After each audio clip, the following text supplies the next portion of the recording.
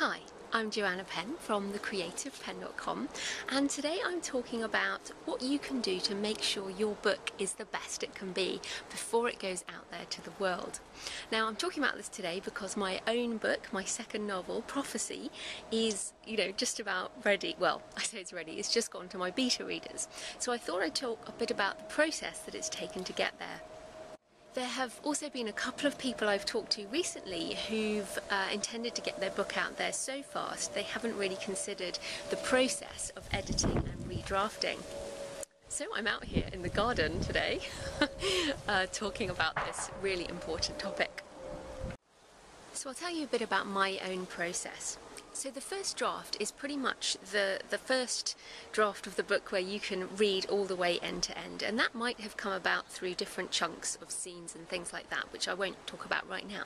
But you basically get that first draft when you can read end to end and it doesn't have bits that say enter fight scene here or must research this. All of that's gone and you've got something that you can pretty much read as a story end to end. That to me is the first draft. Then what I do with that is I actually print it out physically, so everything so far has been on the computer. Then I actually print it out so I can see it on the page with 2 pages on one print, so I can read it more like a book. And I read it through and I do a big structural edit. Now for me with Prophecy, what that meant is I had to rewrite some scenes, I added some new scenes, I deleted 20,000 words, which I talked about in another video, and I essentially went through and restructured the whole thing. Then I went back and I did some more writing, so I did some more end-to-end scene writing. I added in the bits I think I had missed. I tweaked a lot of things, added in foreshadowing so you think I'm clever when you read the book. All of those things that we do as authors to kind of ramp it up a bit. I also tidied up the language and that type of thing. After I'd done that, I printed it out again. So that took another couple of weeks to do that big second draft.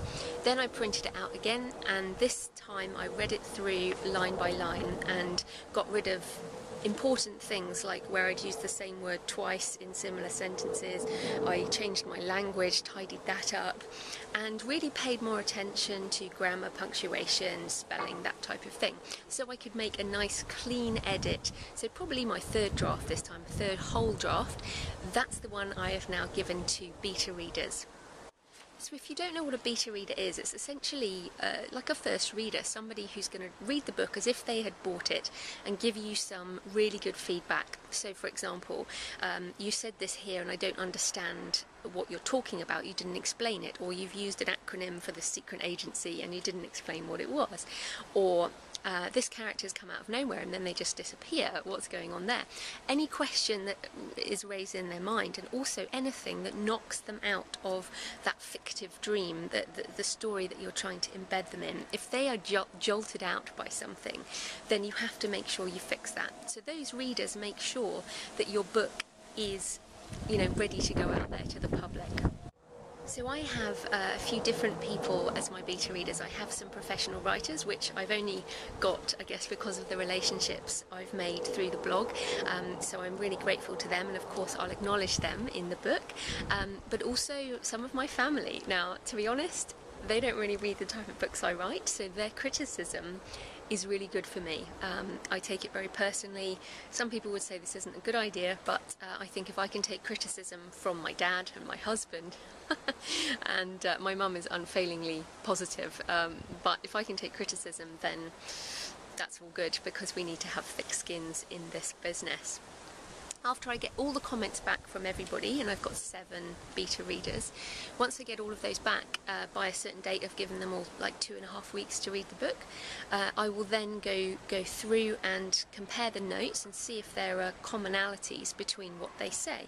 And if there are things that I need to change, I'll do another rewrite of the book. It shouldn't be a complete new rewrite at this stage. I'm quite happy with the way the book has worked out. It's a lot easier to write the second novel than it is the first novel.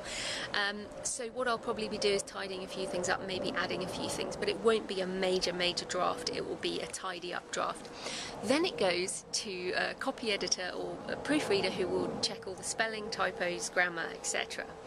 That's also important because we want to have a professional product. Now, there are always typos left, always, always, always. No one will ever pick them all up, but we have to try.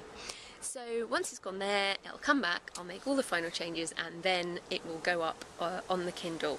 Now, at the moment, today's the 25th of November, I'm really hoping it's going to be there by New Year, 1st of January 2012. That's my aim. So, yep, that's prophecy. So all of those things take quite a lot of time, but it's really important that you put the best version of your book out there in the world, because potentially you might not want to spend the time updating it later. So Prophecy will be out by January, and on ebook format, and then print early next year. And yeah, I'm very excited about it. So there you go. I'm Joanna Penn from thecreativepenn.com.